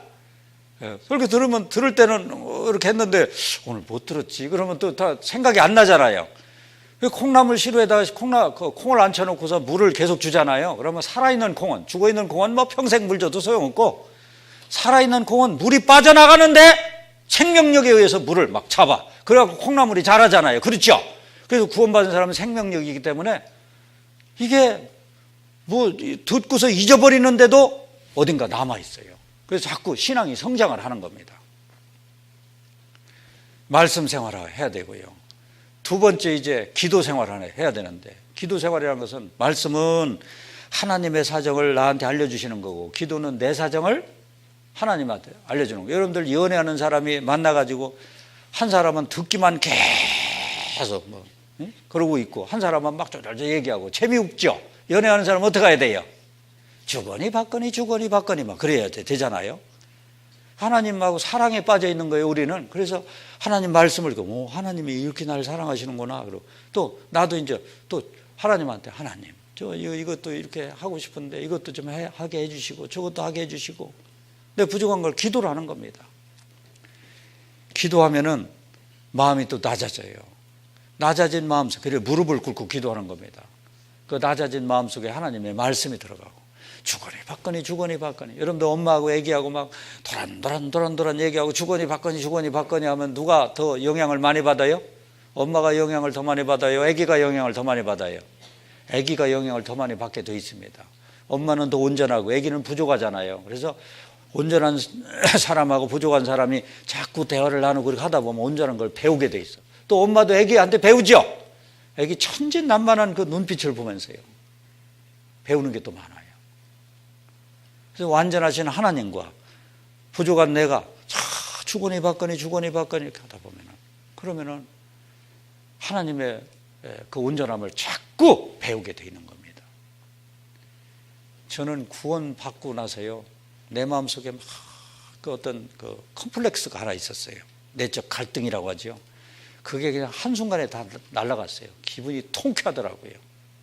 바로 뭐냐면은 나는 어렸을 때 아버지가 일찍 돌아가셔갖고 아버지에 대한 기억이 없습니다. 우리 아버지가 어떻게 생기셨는지 몰라요. 기억이 없어요. 아버지가 없이 이렇게 큰 사람은요, 아버지에 대한 그리움이 굉장히 큽니다. 우리 친구들은 아버지가요, 이것도 챙겨주고 저것도 줘. 썰매도 만들어주고 막 팽이도 만들어주고. 그럼 나는 그런 거 만들어줄 사람도 없잖아요. 얼마나 아쉬운지 몰라요. 그래서 아버지 있는 사람이 제일 부러웠어요. 아버지가 막 아버지 있는 사람은 마차도 태워가지고 막 가는데 나는 마차 태워줄 사람도 없고요. 그런데 제가 그래서 아버지가 없이 커가지고 제가요 속으로 그런 생각했어요. 내가 나중에 아버지가 되면 이런 아버지가 됐으면 좋겠다. 그래서 마음속으로 아버지 연습을 했어요. 그런데 구원을 딱 받자마자 그걸 알았습니다. 창조주 하나님이 나의 아버지였구나. 근데 그걸 몰랐어요. 이 세상의 모든 아버지는 다 해주고 싶은 거 다 해요? 못해요?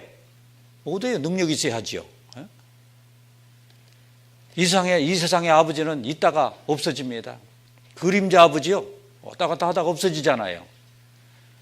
근데 창조주 하나님이 나의 아버지란 걸 알으니까 통쾌하더라고요. 그냥 뭐 부족할 때마다 아버지 하나님 기도한다는 게 이게 얼마나 신나는지요. 그리고요 말씀 생활, 기도 생활, 그 다음에 세 번째가 바로 뭐냐면은 교제 생활이에요. 교제라고 하는 것은 그리스도인들끼리 이렇게 사귀는 걸 교제라고 합니다. 지금 이 시간이 말씀 교제 시간입니다. 교제를 통해서 그 사람이 더욱 온전해져 가는 겁니다. 고린도전서 1장을 보겠습니다. 고린도전서 1장 보시면은 1장 8절 보세요. 8절 보시면 주께서 너희를 우리 주 예수 그리스도의 날에 책망할 것이 없는 자로 끝까지 견고케 하시리라. 너희를 불러 그의 아들 예수 그리스도 우리 주로 더불어 교제케 하시는 하나님은 미쁘시도다. 너희를 우리 주 예수 그리스도의 날에 책망할 것이 없는 자로, 주님 만나는 그날, 주님이 오시면 우리가 변화돼서 주님을 만나요. 그날 올 때까지 책망할 것이 없는 자로 끝까지 하나님이 다듬어 가신다. 뭘로 통해서 다듬어 가시느냐? 교제를 통해서. 자, 여러분들 보세요. 우리 구원받은 사람들 이렇게 만나면은 저랑도 이렇게 만나서 제가 지금 누구에게 제 얘기합니까? 아니면은 예수님 얘기합니까? 예수님 얘기하죠? 구원받은 사람이 만나면은 예수님 얘기가 막 오고 가요. 그런 가운데 예수님을 닮게 되어 있습니다. 마치 어떤 이치하고 똑같으냐면 10자식이 있어요. 자식들이 자꾸 모이잖아요. 자주 모이면은 공통 분모가 있어요. 누구 얘기 제일 많이 할까요? 자식들이 모이면은 부모 얘기 제일 많이 해요. 큰형이 어렸을 때 부모님이 어떻게 자기 사랑을 줬는지 막 얘기하면은 막내가요 그 얘기 들으면서 간접적으로요, 부모님이 자식을 이렇게 사랑했구나. 그 막내가 또 자기가 부모님 사랑 받은 거 얘기하면은 또 큰형이 또 영향을 받고요. 그래서 자꾸 자식들이 만나면 다 효자 됩니다. 그런 것처럼 우리 구원받은 사람들은 만났다 하면은 전부 다 예수님 얘기예요. 예수님을 닮아가게 돼 있습니다. 우리 예수님은 어디 계시냐면요, 구원받은 사람 개인 속에 계시고 구원받은 무리 속에 계십니다. 무리 속에 예수님이 계셔요. 그 무리 속에서 자꾸 섞여 살면은 예수님을 빨리 닮아갈 수 있어요. 마치 뭐하고 똑같으냐면 모난 돌을 흐르는 물 속에 던져놔봐요. 흐르는 물 속에다 던져놓으면은 물살에 의해서 이리 쓸리고 저리 쓸리고 막 쓸려가지고 나중에 이 모난 돌이 어떻게 돼요? 동글동글하게 원만한 돌로 바뀌죠. 그런 것처럼 모난 내가 여기는 물이 흐르고 있습니다. 말씀이 흐르고 있어요. 사랑이 흐르고 있습니다. 이 속에 내가 섞여 살면은요, 모난 돌이 그리스도의 인격이 바뀝니다. 놀랍습니다. 이 교제라는 게, 교제의 힘이 대단합니다. 교제를 알려면은 교회를 알아야 돼요. 교회가 뭔지 알아요? 십자가 이렇게 걸어놓은 게 교회가 아닙니다.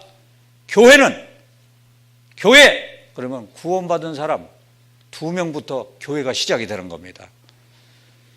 여러분들 교회를 이렇게 씁니다. 여기 봐요. 교회를 이렇게 쓰는데요, 교회가 뭐냐? 교회 이렇게 쓰는데요, 이렇게 쓰는데 이 속에 이제 하나님의 성령의 가르침을 받는 무리, 교회입니다. 이 교회를 정확하게 제일 의미를 드러내는 단어가 헬라 말입니다. 헬라 말 보면은 교회가요, 에클레시아 이렇게 씁니다. 그럼 이게 무슨 뜻이냐? 에크라고 하는 것은 아우트, 클레오라고 하는 건 콜, 시아라고 하는 건 크라우드. 그래서요, 해석을 하면요, 밖으로 불러낸 무리. 교회는 바로 밖으로 불러낸 무리입니다. 이게 무슨 뜻이냐면은, 저 세상 사람들 있잖아요. 세상 사람들 전부 다 지옥 갈 사람들입니다. 지옥 갈 사람들, 그 속에 있는 사람들을 하나님이 복음으로, 이 말씀을 전해줘 갖고 복음으로 이렇게 밖으로, 세상 밖으로 이렇게 구별시켜 놓은 무리. 구원받은 사람 2사람부터 교회가 시작이 되는 거예요. 그 속에 하나님의 성령께서 계셔요. 그래서 이 구원받은 사람들을 성전이라고 합니다. 성전. 이 성전이라는 말은요, 성전 있잖아요. 성전. 성전은 어떻게 쓰냐면 성전을 이렇게 써요. 전 이렇게 쓰는데요,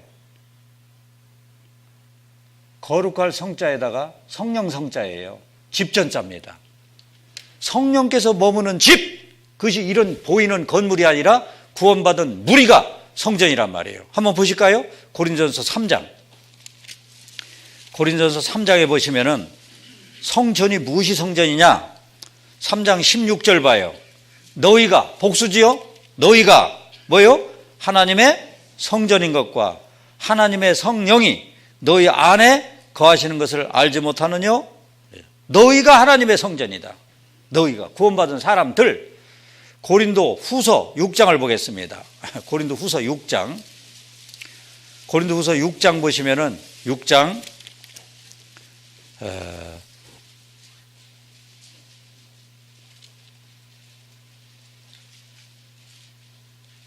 6장 14절부터 보시면은 너희는, 구원받은 사람들을 말해요. 믿지 않는 자와 멍에를 같이 하지 말라. 의와 불법이 어찌 함께하며 빛과 어둠이 어찌 사귀며 그리스도와 벨리알, 귀신입니다. 벨리알은 그리스도와 귀신이 어찌 조화되며 믿는 자와 믿지 않는 자가 어찌 상관하며 하나님의 성전과 우상이 어찌 일치가 되려. 세상 사람들은 우상입니다. 그게 다른 것들을 마음에 두고 살으니까 우상이에요. 우리는 살아계신 뭐라고요? 하나님의 성전이라. 이와 같이 하나님께서 가라사대 내가 저희 가운데 거하며 두루 행하여 나는 저희 하나님이 되고 저희는 나의 백성이 되리라 하셨느니라. 우리는 살아계신 하나님의 성전이라. 우리가 성전이란 말이에요. 교회당이 성전이 아니에요. 사람들을 알지 못하는 사람들은 교회당이 하나님 그 교회당에 계신 줄 알고요, 교회당 가면 조심해요. 바깥에 나가면 에라 모르겠다고 막 돌아다니고 그래요. 그런데 성전이 이런 교회당이 아니고 어디 계시다고요? 구원받은 무리 가운데 계셔. 그래서 그 무리 가운데 섞여서 살면은 놀라운 변화가 일어납니다. 그래서 여러분들 결심을 하셔요. 구원받은 분, 나는 지금부터 이제 하나님 몸된 교회, 하나님이 계시는, 성령께서 계시는 그 교제에 끝까지 참여하겠다. 그리고 그렇게 못한 분들, 먼저 구원받았지만 못한 분들 이제 금년 새해가 됐잖아요. 새해는 내가 어떤 교제도 다 참여한다. 이런 각오를 하는 것이 참 좋습니다. 이 교제의 힘이라는 것 정말 대단하더라고요. 제가요 90년도 2월 28일 날 대전에서 구원을 받았어요. 대전에서 구원받았는데 처음에는 교회가 뭔지를 몰랐어요. 누가 뭐 가르쳐주지도 않으니까요. 그래서 그냥 4개월 동안 성경만 읽고 있었어요. 그리고 제가 장로교회를 다녔는데 구원받고 나서 장로교회를 가니까 말씀이 절대 안 들어오더라고요. 안 들어와요. 들어오면 이상한 겁니다. 그 가짜가 얘기하는 거 그거 들어올 리가 없잖아요. 제가 4개월이 지난 뒤에 교제를 처음 참석을 했어요. 저 전도한 분이 오늘 구역 모임에 한번 가보실래요? 근데 아닌 게 아니라 제가 궁금했어요. 구원받은 사람들은 노는 게 어떻게 노나 그거 좀 한번 보고 싶었어요. 그래서 내가 뭐라고 그게 뭐 하는 거예요? 가보면 알 거예요.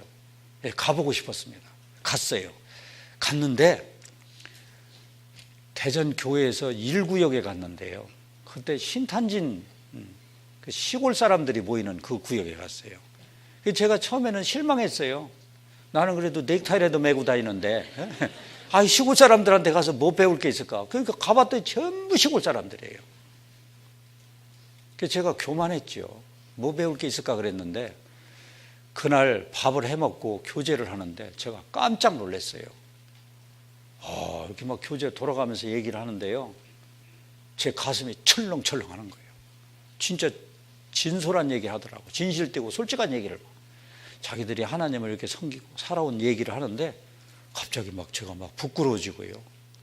그날 교제 끝나고 이렇게 그 차를 타고 가는데 내 마음속에 무슨 생각이 드느냐면은 야, 내가 지금까지 참석했던 모임 중에 가장 아름다운 모임에 참석했다.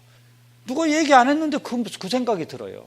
왜냐하면 제가 그전에도 무슨 모임에 막 동창회 모임이다, 무슨 모임이다, 무슨 교사들 뭔 모임이다, 모임에 많이 갔을 거 아닙니까? 근데 그 모임의 공통점은 가가지고 남 욕하다 와요. 모임에 가잖아요. 가면 무조건 처음에 회식을 해요. 밥 먹고 그 다음에 같이 술 섞어 먹잖아요. 먹고 그 다음에 뭐 차를 마시네, 이 차를 가네 막 가갖고 두레두레 앉아가지고 대통령부터 모조리 그냥 안주 삼아갖고 막 남 욕하다 와요. 남 욕하다 와요. 자기는 속 빼놓고. 그럼 뒤끝이 그냥 영 개운치를 않죠. 그런데 이 모임은 그렇지 않더라고요. 제가요, 그 모임 끝나고서 다음날 가가지고요, 오늘 그 모임, 또 그런 모임 또 있어요. 그랬더니 또 있대. 저 구역도 아닌데 그냥 막 아무데나 막 다 갔어요. 감초처럼요. 어머니 모임만 빼놓고 나머지 모조리 다 갔어요. 그런데 제가 그 교제 맛에 한번 딱 빠지니까 안 가고 못 빼기는 거예요. 막 계속 갈 때마다 깨달아지는데요. 그래서 제가 한 달 동안 계속 갔습니다. 막 이 모임 저 모임 막 계속 갔어요. 그런데 한 달 동안 제가 술을 한 모금도 마시지 않았다는 거 알았어요. 그런 적이 없었습니다. 이틀 가면 멀리 가는 거예요. 그런데 한 달 동안 술을 한 잔도 안 먹었어요. 그래서 우리 집사람한테 내가 얘기했어요. 나 술 끊어진 것 같은데 그랬더니 안 믿어요. 며칠이나 가려고? 그래. 안 믿어요. 안 믿어. 근데 그때 끊어진 게 지금까지 끊어졌어요. 나는 술 끊으려고 노력도 안 했습니다. 노력도 안 했는데 끊어졌어요. 우리 가운데 계신 성령께서 그렇게 도와주신 겁니다. 교제만 붙으면 그렇게 다 돼요. 나중에 제가 알았어요. 나중에. 하나님께서 그렇게 하셨구나. 여기요, 아기가 장난감 놀이에 빠졌습니다. 장난감 놀이에 빠졌는데 엄마가 볼 때 위험해. 애가 빠졌는데 위험한 장난감, 야 이리 줘라 그러면 애가 줍니까? 안 주지요. 이제 현명한 엄마 같으면은 달라고 할 필요도 없어요. 요 옆에다가 안전한 장난감, 더 재미난 거 장난감 갖다 놓으면은 막 불자동차 같은 거 앵앵앵앵 하고 막 재밌게 돌아가봐. 그러면 애가 요리 쏙 빠질 거 아니에요. 그때 이거 싹 치워버리면 되는 거예요. 내가 이제 막 나쁜 습관에 빠져 있잖아요. 술 마시고 뭐하고 나쁜 습관에 빠져 있으니까 그거 달라고 하면 줍니까? 나보고 술 끊어라 그러면 나 술 안 끊을 사람이에요. 그런데 하나님이 교제 맛에다 딱 들리게 해가지고 이거 싹 치워버린 거예요. 하나님이 그런 하나님이시더라고요. 이 교제의 힘이라는 것 대단합니다. 그래서요, 말씀 생활, 기도 생활, 교제 생활 부지런히 하잖아요. 한 6개월만 하면 딴 사람이 됩니다. 제가 해봤어요. 2월 달에 구원받고 6월 달부터 교제에 붙어가지고 12월 달쯤 갔더니 제가 거울 앞에 서서 이렇게 봤더니 딴 사람이 와 서 있더라고. 제가 아니에요. 딴 사람이 와 서 있더라니까. 완전히. 그 누가 이렇게 변화시켰어요? 누가요? 하나님이 변화시킨 겁니다. 변화된 것만큼 전도 열매가 맺어져요. 여러분들 여기 계신 분 중에 나는 구원받았다고 하는데 전도가 안 됐다. 변화 안 돼서 그래요. 변화가 돼 보십시오. 이제 아내가 구원을 받았어요. 아이고, 우리 남편은 막 말도 안 듣는다고. 그 말 안 듣는, 남편이 말 안 듣는 거 당연하지, 그거는. 예? 누가 말 안 들어서? 자기가 말 안 들어서 그래. 자기가 하나님 말씀대로 안 살고 자기가 말 안 들으니까. 자기가 변화해야 돼. 변화가 되면 남편 변화된 건 시간 문제입니다. 그냥 바뀌게 돼 있습니다. 자기가 안 바뀌니까 그런 거예요. 자기 고집을 부리고요. 고집 부리면 안 되는 겁니다. 하나님 말씀대로 해야 되는 거예요. 수요일 날 나오십시오. 그러면 수요일 날 네 하고 나오고요. 말 잘 들어봐요. 그러면 막 사람이 딴 사람이 된다니까. 그것도 좋게 변해요, 나쁘게 변해요? 좋게 변하는 거예요. 그러면 나를 사랑하는 가족들이 그렇게 좋게 변했는데 안 좋아하겠어요? 좋아하고 말거죠. 소망에 관한 이유를 물어요. 어떤 사람은 자기가 도저히 못 바꿔놨는데 자기 아내를 자기가 바꿔놓을 노치를 못했어. 그런데 아내가 완전 딴 사람이 됐어요. 우리 아내를 누가 저렇게 바꿔놨을까? 궁금해 여길 거 아닙니까? 여보, 가서 말씀 한번 들어봅시다. 코 껴가지고 와서 말씀 듣고 구원받는 겁니다. 받는 겁니다. 여러분들 전도가 된다는 건 진짜 놀라운 거예요. 사람이 할 수 있는 일 중에 최고가요, 전도해서 영혼 구원시키는 겁니다. 한 영혼은 천하보다 귀하다고 했어요. 이 세상에서 막 돈 많이 벌려고 생각하지 마요. 전도하셔요. 전도하면 세상을 하나씩 얻어가지고 천국으로 지금 미리미리 보내는 거예요. 하나님이 그 상을 가볍게 여기지 않습니다. 한 영혼은 천하보다 귀하단 말이에요. 그래서 2000년대 초에 1904년 영국을 뒤바꿔놨던 사람이 있어요. 윌리엄 부드라는 사람입니다. 구세군 창시한 사람이에요. 구세군 연말이 되면 종소리 땡그랑 땡그랑 치는 거 있잖아요. 요즘은 종소리만 남아있지 그 사람들 복음 없습니다. 근데 그 구세군을 창시한 윌리엄 부드라는 사람이 구원받고 얼마나 열심히 살았는지 영국 사회를 다 뒤바꿔 놔버렸습니다. 그래서 그때 에드워드 7세라고 하는 왕이요, 윌리엄 부드한테 너무너무 고마운 마음을 가졌어요. 영국 사회가 구원받은 사람이 많으면 사회가 건전하게 바뀝니다. 가정에 구원받은 사람이 많으면 그 가정이 건전한 가정이 돼버리는 거예요. 회사에 구원받은 사람이 많으면요, 그 회사가 막 건전한 회사가, 근면성실하고요, 회사가 바뀝니다. 영국 사회가 막 뒤바뀌었어요. 그래서 에드워드 7세가요, 윌리엄 부드를 왕궁에 초청해가지고 막 치하를 했습니다. 당신 때문에 영국 사회가 이렇게 바뀌었노라고 잔치를 벌여주고요, 치하를 했습니다.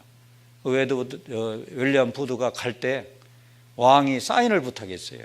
그때 사인해 준 것이 지금 박물관에 보관돼 있대요. 그런데 그때 사인해 준 게 바로 뭐냐면은 폐하. 어떤 사람의 야망은 명예에 있습니다. 예술에 있습니다. 어떤 사람의 야망은 명예에 있습니다. 어떤 사람의 야망은 황금에 있습니다. 그러나 폐하, 나의 야망은 한 영혼에게 있습니다. 윌리엄 부드는 야망을 한 영혼 살리는데 모든 것을 막 투자한 거예요. 그렇게 살다 보니까 영국 사회가 막 뒤바뀌었던 겁니다. 그래서 영혼 살리는데 야망을 두고 사는 사람은 자기 생활도 잘하게 돼 있어요. 그래서 다른 사람은 전도하는데 힘써 보세요. 그래서 그렇게 열심히 살다 보면은 어떤 일이 벌어지느냐면은 이제 이렇게 생활 구원이 이루어져요. 생활 구원, 성품 구원, 성화라고 합니다. 그렇게 이루어지면은 어느 날 예수님이 다시 오셔요. 왜 오시냐면 데리러 오십니다. 구원받은 사람들. 그때 예수님이 공중 재림할 오실 때 우리 구원받은 사람들이 싹 변화돼서, 그래도 막 아름답게 변화가 돼서 천국에 가서 영원토록 영생 복락을 누리면서 삽니다. 그걸 영화라고 그래요. 이게 영어 단어에도 나옵니다. 이건 justification이라고 하고요, 이건 sanctification이라고, 이건 glorification이라고 합니다. 그래서 구원받은 사람은 영화롭게 변하는 것은 너무너무 당연한 겁니다. 그날이 올 때까지 우리는 마치 성춘향이가 한양간 이도령을 기다리면서 정주를 지키는 것처럼요. 그러면서 주님 다시 오실 날 그걸 기다리면서요, 하루하루 바르게 신앙생활을 하는 겁니다. 그 구원받은 사람은 뭐 영화가 되는 거, 영화롭게 우리 몸이 바뀌는 건 뭐 시간 문제예요. 오직 우리의 시민권은 하늘에 있는지라. 우리의 시민권은 하늘에 있습니다. 거기로서 구원하는 자, 우리를 데려갈 자, 곧 주 예수 그리스도를 기다리노니 그가 만물을 자기에게 복종케 하실 수 있는 자의 역사로 우리의 낮은 몸을 자기 영광의 몸의 형체와 같이 병케 하시리라. 우리 이 더러운 몸을 자기 예수님 부활하신 그 영광의 몸의 형체와 같이 병케 하시리라. 예. 그 변할 것 당연한 겁니다. 제가 영상 하나를 보여드리고 이제 성찬식을 해야 될 것 같아요. 그래서 여기 그 영국 사람 니콜라스 윈턴이라는 사람이 있어요. 윈턴이라는 사람이 있는데요. 이 사람은 아버지가 유태계 영국 사람입니다. 유태계입니다. 그런데 아버지가 금융업에 종사했어요. 젊은 시절에 20대 후반부터 아버지 유업을 이어받기 위해서 금융업에 종사했습니다. 영국 공군을 제대하고요. 그 여유가 있으니까 저 알프스로 스키 타러 갔어요. 알프스에 가서 막 스키를 신나게 타는데 자기 친한 친구가 체코슬로바키아에 있으면서 체코슬로바키아 참 재미있다고 놀러 오라고 전화했어요. 체코슬로바키아 갔어요. 원래 놀러 갔습니다. 갔는데 거기서 깜짝 놀랄 만한 장면을 봤어요. 나치 히틀러 세력한테 유대인들이 억류가 돼가지고 막 비참한 생활하는 걸 봤어요. 특히 아이들이 막 비참한 생활을 하는 걸 보고서 자기가 견딜 수가 없었습니다. 그래서 자기가 돈 여유가 있으니까 막 그 돈을 가지고요, 노력을 해서 그 억류되어 있는 아이들을 영국으로 실려보내고 막 계속 그 실려보냈어요. 그런데 1939년에 2차 세계대전이 터졌는데 2차 세계대전 터졌을 때 그때 아이들 250명을 그 250명이 전부 다 돈 주고 사야 되는 겁니다. 250명을 사가지고 열차에다 실려가지고 그래서 영국으로 이렇게 보냈는데 영국에 도착이 아직 안 됐다고 소식이 들어왔어요. 그 가다가 어떻게 됐는지 몰라. 2차 세계대전 그 소용돌이 속에서 그 아이들이 뭐 거의 죽었을 확률이 높죠. 그래서 이 사람이 그런 좋은 일을 하다가 250명을 자기가 소홀하게 어떻게 섣부르게 해가지고 애들이 그 다 죽었다는 생각을 하고 양심의 가책을 받았어요. 그래가지고 그 일을 이제 그만뒀는데 그만두고 자기 일을 세상에 절대 이렇게 밝히질 않았습니다. 항상 빚진 생각을. 그 아이들 때가 잘했으면 250명 살 수 있었는데. 그래가지고 결혼해서 쭉 사는데 와이프가 오늘 그 다락 정리를 쭉 하다가 자기 남편의 훌륭한 모습을 봤어요. 다락 정리를 하는데 자기가 어떤 수용소에 수용되는 아이들 이렇게 누구 이름이 다 타자로 쳐 있는데 누구를 어느 수용소에서 어디로 보내가지고 살렸고 어디로 보내서 살렸고 그 기록물들이 있는 거예요. 아, 우리 남편이 이렇게 훌륭한 사람이다. 그래가지고 남편의 소식을 영국 BBC 방송국에다 알렸습니다. 방송국에서 와서 조사를 해보니까요 사실입니다. 그래가지고 그 영국에 지금 그 고아들이 고아원에서 살아서 남은 그들이 살아남은 자들이 컸잖아요. 어른이 됐어요. 그들 연락할 수 있는 데까지 연락을 해가지고 방송국에 다 초대했습니다. 그 리디클러스 윈턴도 그 초대가 됐어요. 그 자리에서 앵커가 막 얘기합니다. 여기 여러분들 그 어려움 속에서 이렇게 생명을 유지할 수 있었던 이렇게 도움을 줬던 장본인이 여기 와 있습니다. 그래서 BBC 방송국에 방영이 됐어요. 이거 한번 보시죠. 니콜라스 윈턴 방송국에 방영된. All the letters. But back here is the list of all the children. This is Vera Diamant, now Vera Gissing. We did find her name on his list. Vera Gissing is with us here tonight. Hello, Vera. And I should tell you that you are actually sitting next to Nicholas Winton. Hello. And it was just so wonderful, so terribly, terribly touching.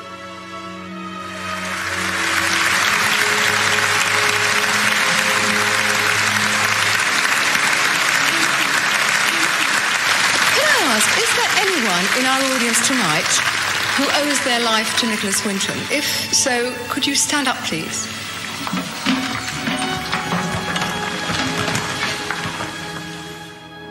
이 사람들이 다 니콜라스 윈턴 때문에 살아난 사람들입니다.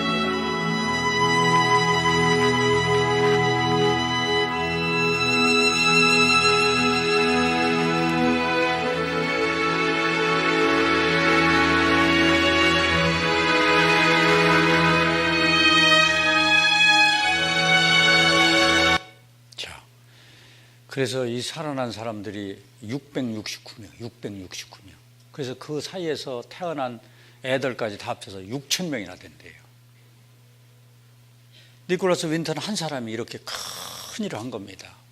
그들은 나치 세력에 억류가 돼 있었죠. 자기 힘으로 살아날 수 없는데 니콜라스 윈턴이 힘써서 여기 살아났죠.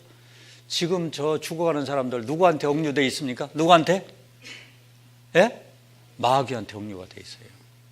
우리가 어떻게 하느냐에 따라서 그들을 살릴 수도 있고 그들을 죽게 그냥 둘 수도 있습니다. 한 사람의 삶이 이렇게 중요한 겁니다. 그래서 구원받고 다른 것보다도요, 구원받은 분은 아주 그냥 몸된 교회 가운데 찰싹 붙어서 그냥 사시기만 하면은 모든 것 만사 다 해결됩니다.